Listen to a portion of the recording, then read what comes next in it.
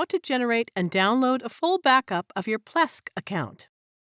Log in to your Plesk account. In the Websites and Domains interface, click this left arrow icon.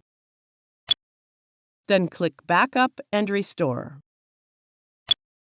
If you have generated a backup earlier, it shows here. Now click the Backup option. We wish to make a full backup. Let's click this Options button, Full.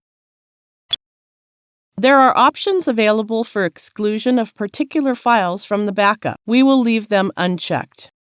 If you want a notification email on completion of the backup task, click to check this box for the notification email.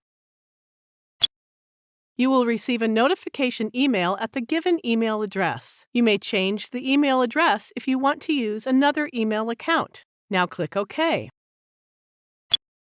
It may take some time to generate the backup depending on the size of the files. The backup is generated. To download the generated backup on your local machine, click the Download arrow icon. It is recommended that we use password protection for the generated backup. If anyone opens the backup file, it will ask for the password. If you don't want to use password protection, click to uncheck this box. Otherwise, enter the password in the password input boxes and then click OK.